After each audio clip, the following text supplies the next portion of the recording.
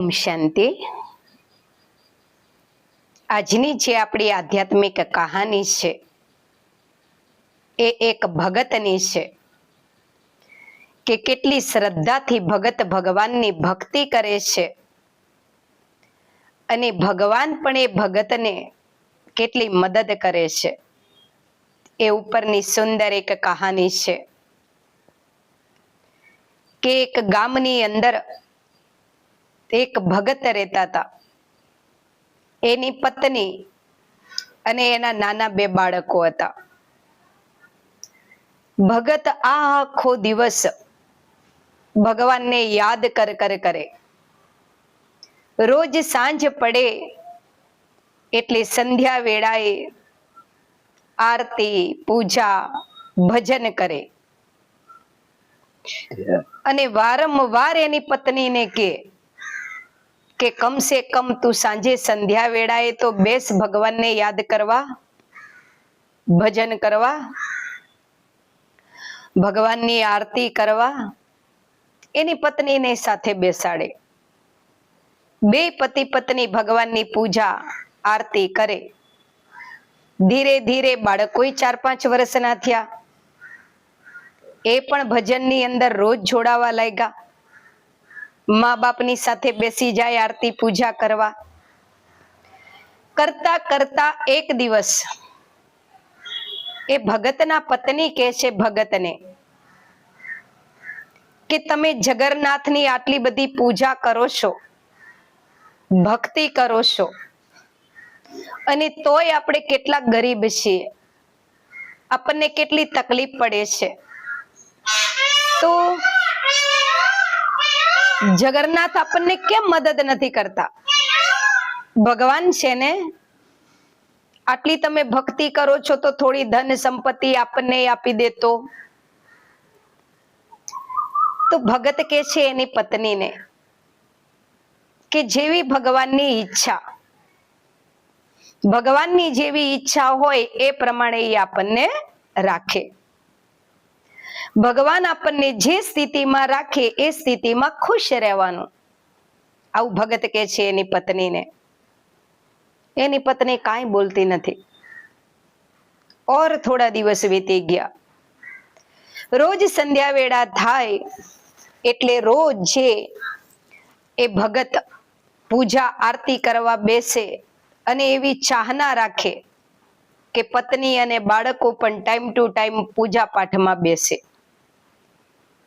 પત્નીએ એના પતિના કીધા પ્રમાણે રોજ બેસી જાય આરતી પૂજામાં। એક દિવસ એના પત્ની કહે છે એના પતિને, ભગતને,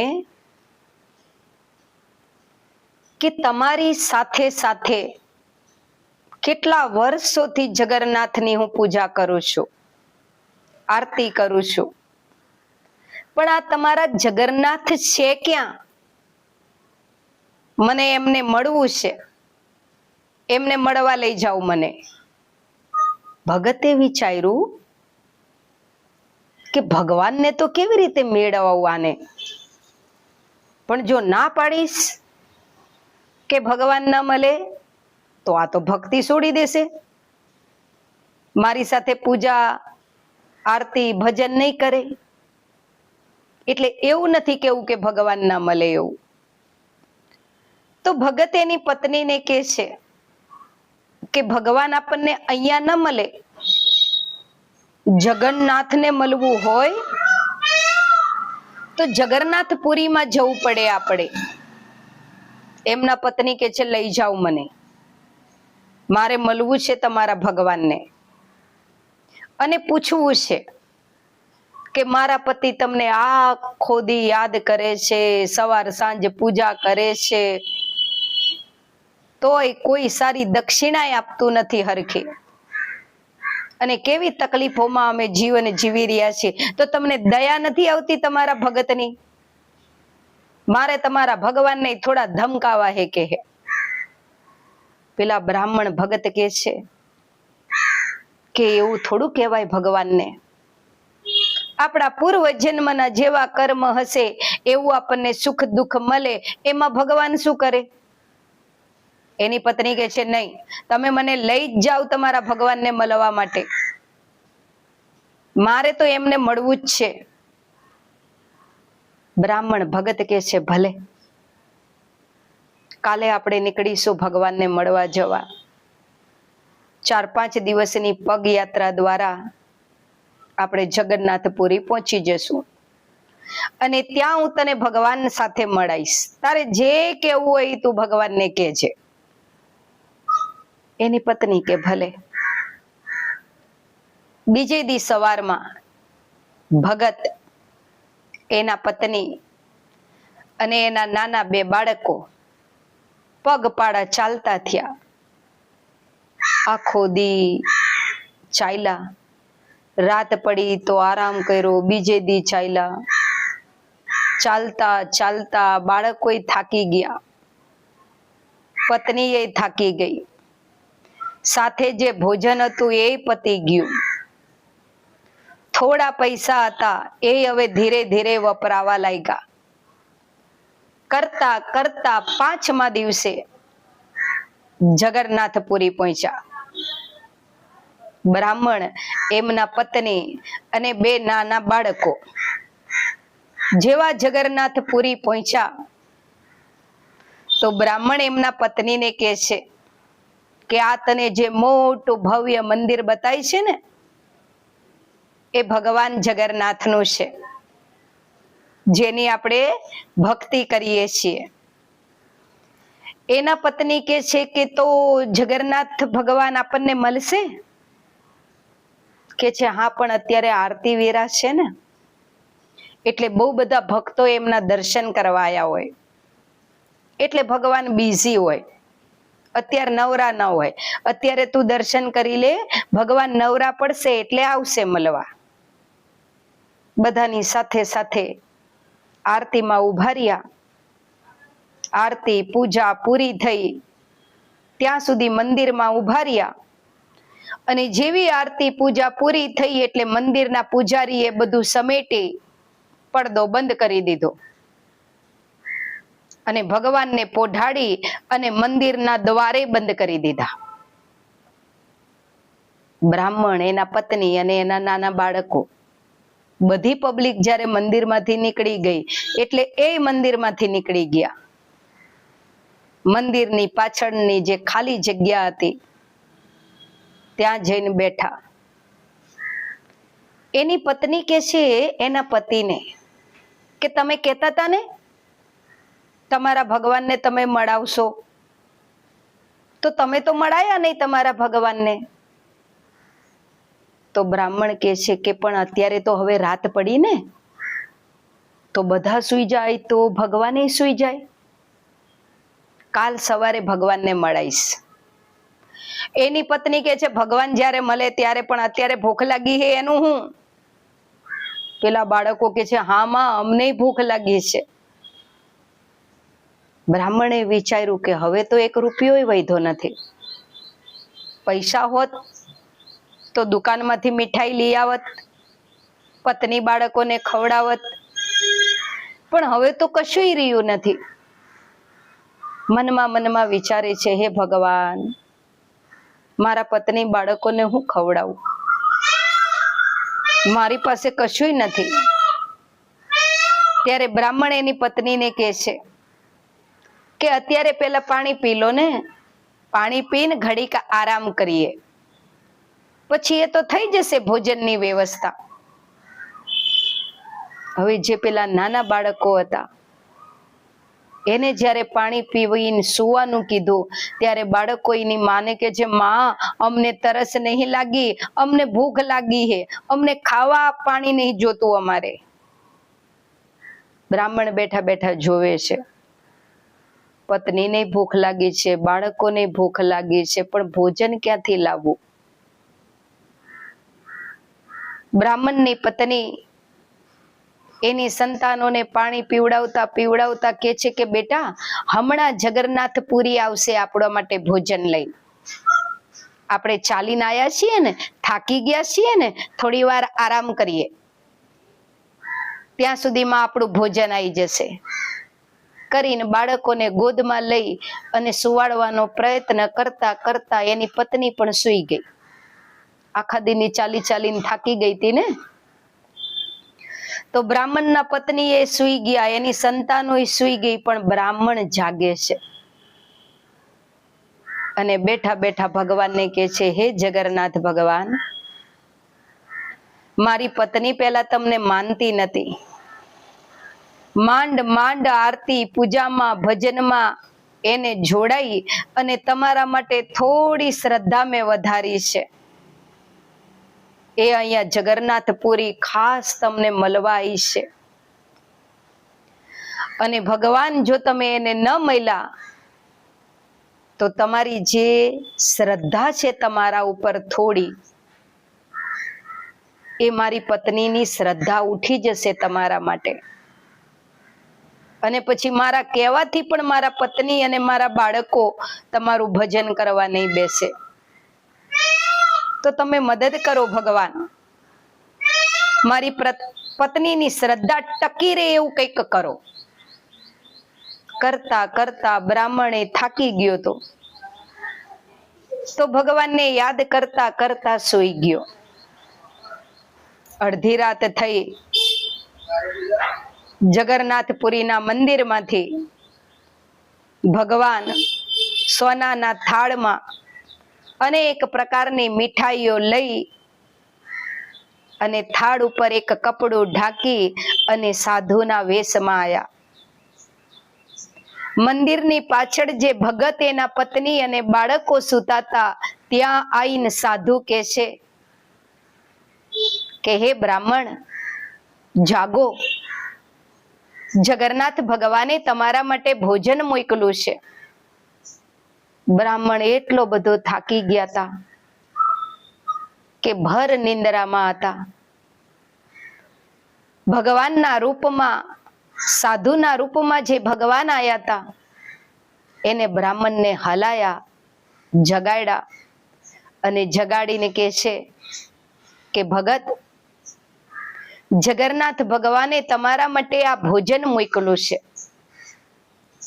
બ્રાહ્મણે સામે સાધુના વેશમાં હાથમાં થાળ લઈને ઉભેલા સંતને જોયા અને બ્રાહ્મણે પ્રણામ કર્યા અને કહે છે, તમે ક્યાંથી આવ્યા છો?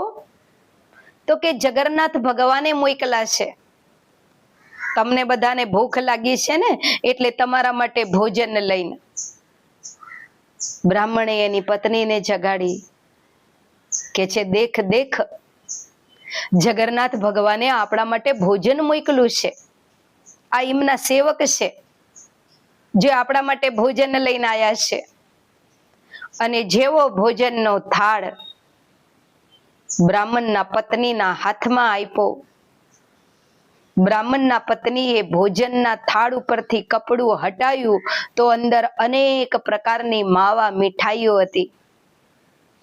અને જે થાળ હતો એ પણ સોનાનો હતો, ચમકતો તો અંધારામાં. બ્રાહ્મણે કીધું કે મહારાજ, આ વાસણો તો સોનાના હોય એવું લાગે છે. સંતના વેશમાં આવેલા જગન્નાથજી કહે છે કે હા, સોનાના વાસણો છે, પણ એની તમે ચિંતા ન કરો ભગત, તમારા બાળકોને જગાડો અને તમે આખો પરિવાર શાંતિથી ભોજન કરી લો. એ થાળ તો પછી હું સવારે લઈ જઈશ. કરી અને સંત તો ચાલ્યા ગયા. બાળકોને જગાડ્યા. બે બાળકોએ, પત્નીએ, ભગતે પ્યારથી ભોજનને સ્વીકાર કર્યું. ભર પેટ ચારેય ભોજન કર્યું અને જગન્નાથની જય બોલાવતા ગયા. બ્રાહ્મણ કે છે એના પત્નીને, મેં તને કીધું તું ને, મારો ભગવાન તો બહુ દયાળુ કૃપાળુ છે. જોયું, આપણને ભૂખ લાગી હતી અને આપણે ભૂખ્યા સૂઈ ગયા તો ભગવાન પોતે અત્યારે રાત્રે નતા આવી શકતા તો એમને કેવા એમના સેવકને મોકલા આપણા માટે ભોજન લઈને, અને એ પાછા સોનાના વાસણોમાં. એમના પત્ની કહે છે, હા તમારી વાત તો સાચી છે, પણ ભગવાનના સેવક સવારમાં સોનાના વાસણ લેવા આવે ત્યાં સુધી આપણે હવે આ વાસણ સાચવવા તો પડશે ને. બ્રાહ્મણ કે છે હા હા ચિંતા ન કર, અહીંયા મારા ઓશિકા આગળ જ મૂકીને આપણે સુઈ જઈએ છીએ. સવારે જેવા ભગવાનના સેવક આવે એટલે આપણે આપી દેશું. કરીને બ્રાહ્મણ ને બ્રાહ્મણી ભોજન સ્વીકાર કરીને 4 જણા સુઈ ગયા. 3-4 દિવસે ભર પેટે ભોજન મળ્યું હતું. આત્માને સંતોષ થયો તો, સરસ નિંદ્રા આવી ગઈ. ક્યારે સવાર પડી ખબર ન પડી. સવાર પડી, મંદિરના પૂજારી આયા, મંદિરના દ્વાર ખોલ્યા, પડદા ખોલ્યા અને જોયું કે ભગવાનને જે થાળ ધરાઈએ છીએ એ વાસણો નથી સોનાના, ભગવાનનો થાળ નથી. મંદિરના પૂજારીએ ચોરી થઈ, મંદિરમાં ચોરી થઈ કરીને બૂમ પાડવા લાગ્યા. આજુબાજુ ભક્તો આયા, સેવકો આયા. શું થયું પૂજારી બાપા, શું થયું પૂજારી બાપા? પૂજારી બાપા કે છે કે રોજ ભગવાનના વાસણો અહીંયા મૂર્તિ સામે જ પડ્યા હોય છે, પણ આજે ભગવાનના વાસણો નથી, મંદિરમાં ચોરી થઈ છે. તપાસ કરો કોણ ચોરી ગયું છે. કરીને ભગવાનના વાસણો શોધવા લાગ્યા.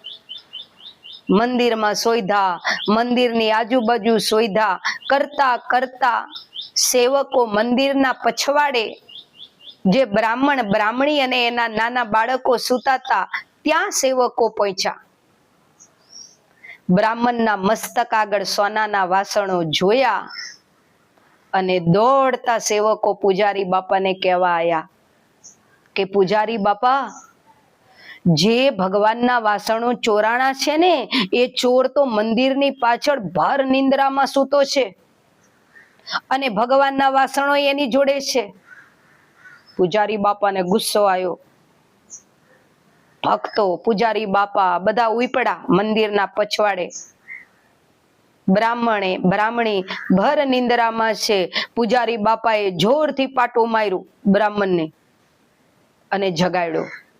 જગાડીને કે છે મંદિરમાં ચોરી કરે છે? એ ભગવાન જગન્નાથના મંદિરમાં તારી હિંમત કેમ ચાલી ભગવાનના મંદિરમાં ચોરી કરવાની? બ્રાહ્મણ કે છે કે મહારાજ, મેં નહીં ચોરી કરી. પૂજારી બાપા કે છે તે ચોરી નથી કરી તો આ ભગવાનના જે થાળના વાસણો છે સોનાના એ તારી પાસે ક્યાંથી આયા? બ્રાહ્મણના પત્ની હાથ જોડીને કે છે મહારાજ, રાત્રે જ્યારે અમને ભૂખ લાગીને અમે ભૂખ્યા પાણી પીને સૂઈ ગયા હતા તો અડધી રાત્રે તમારા જેવા ભગવાનના કોઈ સેવક આયા હતા અને એમને અમને આ થાળ આપ્યો તો ભોજન ભરીને, તો અને એવું કીધું તું કે સવારે સેવક આવીને લઈ જશે વાસણ. પૂજારી બાપા કે કહાની તો સારી બનાવી હે, વાસણ ચોરીને નાસી જવાની તમારો પ્લાન હતો, પણ નિંદ્રામાં તમને ખબર નહીં પડી કે સવાર પડી ગઈ.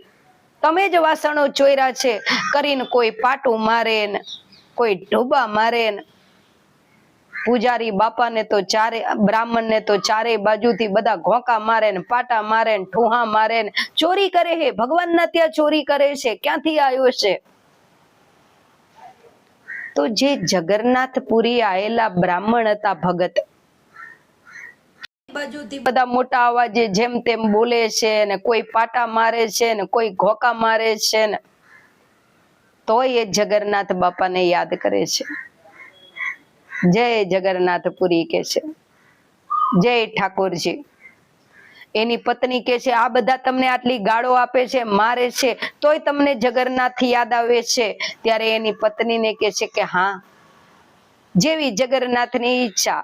જગન્નાથની ઈચ્છા હતી આપણે ભૂખ્યા રહીએ તો આપણે ભૂખ્યા સુઈ ગયા. જગન્નાથની ઈચ્છા થઈ કે આપણે 36 પ્રકારના ભોજન મીઠાઈઓ ખાઈએ તો ભગવાનની ઈચ્છાથી આપણને મીઠાઈઓ ખાવા મળી. અને અત્યારે કદાચ ભગવાનની ઈચ્છાથી આ પાટા ખાવાના લખ્યા હશે, ઠુહા ખાવાના લખ્યા હશે, એટલે આ બધા પાટા ને ઠુહા મારે હે. જેવો મારો ધણી રાખે એમ રહેવાનું. ચારે બાજુથી બધા કહે છે કે બહુ ધતિંકરમાં ભગવાનના ભગત તરીકેનું. અને આ બધું ધતિંગ છોડ અને કે તું આ ચોરી ક્યાંથી કેમ કરી તે? બ્રાહ્મણ કાંઈ બોલતા નથી, ભગવાનને યાદ જ કરે છે. ભગવાને જોયું કે આ બધા તો ભેગા થઈને મારા ભગતને મારી નાખશે. એ નગરના રાજાના સ્વપ્નમાં ભગવાન જગન્નાથ આયા અને રાજાના સપનામાં ભગવાન જગન્નાથ આવીને કે છે, હે રાજન જાગ, કેમ હજુ તું નિંદ્રામાં સૂતો છે? તારા નગરમાં અન્યાય થઈ રહ્યો છે, એક ભગતને બધા ટીપી રહ્યા છે, મારી રહ્યા છે ને તું સૂઈ રહ્યો છે. જા જગન્નાથ મંદિરના પછવાડે, ત્યાં મારો એક ભગત છે, એને વાસણોની ચોરી નથી કરી, બધા ખોટું સમજીને એની ઉપર આરોપ લગાવે છે. જા તું જઈને મારા ભગતને બચાય. નિંદ્રામાંથી રાજા જાગ્યા, ઘોડો લઈને તલવાર લઈને જગન્નાથ મંદિર બાજુ આયા અને મંદિરના પછવાડે જોયું તો સાચે જ મંદિરના પૂજારી બાપા ને ભક્તો બધા પેલા ભગતને મારતા હતા. રાજાએ આવીને કીધું, કેમ મારો છો આ બ્રાહ્મણને? પૂજારી બાપા કહે છે, મહારાજ જગન્નાથપુરીના મંદિરમાં ભગવાનને થાળ ધરાવવાના વાસણો ચોર્યા છે આમને.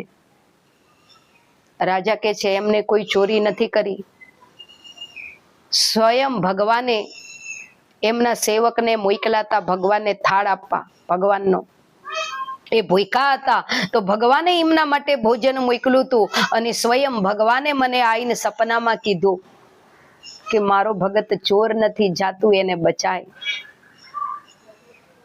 અને રાજાના કહેવાથી તરત બધા શાંત થઈ ગયા. અને ભગત એના પત્નીને કહે છે કે તું મને કહેતી હતી ને કે મારે તમારા ભગવાનને મળવું છે, દેખ સામે મંદિરમાં જે બેઠો છે ને એ મારો ભગવાન છે, કેટલું ધ્યાન રાખી રહ્યો છે એ મારું જોતું. જ્યારે હું ભૂખો હતો તો મારા માટે ભોજન મોકલાયું, જ્યારે હું કષ્ટમાં હતો તો રાજાના સપનામાં આવી અને રાજાને મારી મદદ માટે મોકલો. આ જ મારો ભગવાન છે, જેને મળવા માટે હું તને લઈને આવ્યો છું. એની પત્નીએ વિચાર્યું કે મારા પતિની વાત સાચી છે, જો શ્રદ્ધાથી ભક્તિ કરીએ, દિલથી ભક્તિ કરીએ તો અવશ્ય ભગવાન આપણને મદદ કરે છે. પણ એની પત્નીના મનમાં વિચાર આવ્યો કે આટલી બધી જો ભક્તિ કરે છે ભગવાન, મારા પતિ ભગવાનની, તો ભગવાને એમને ટીપાયા હું કામ, મરાયા હું કામ?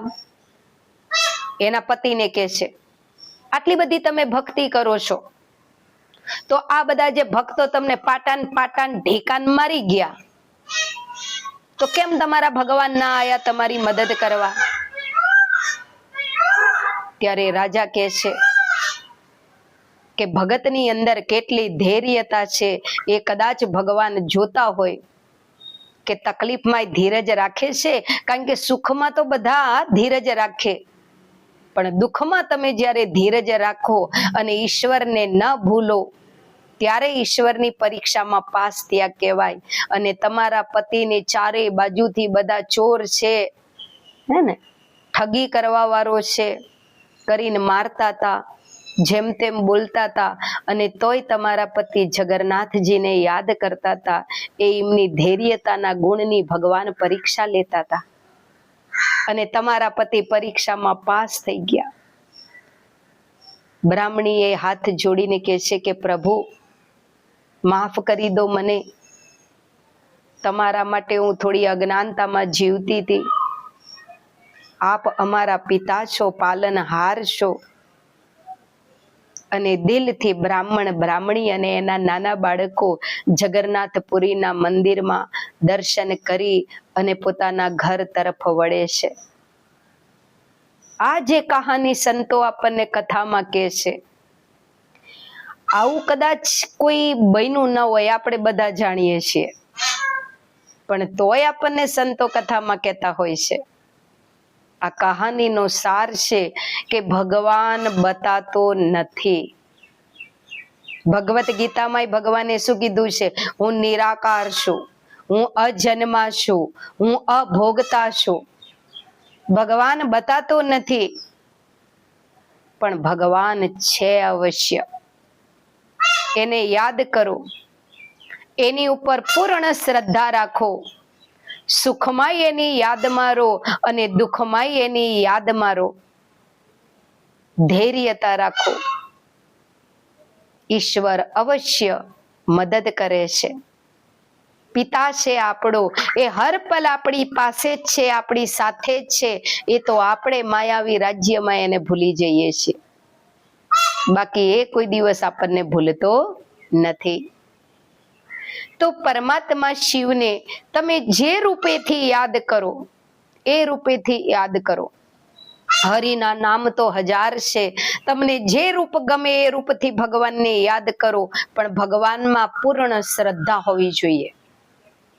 અને જીવનમાં ઉતાર ચડાવ આવે તોય ધૈર્યતા અને ભગવાન માટેની શ્રદ્ધા કોઈ દિવસ ઓછી ન થવી જોઈએ. આ જ વાર્તાનો સાર છે. ઓમ શાંતિ. ધન્યવાદ.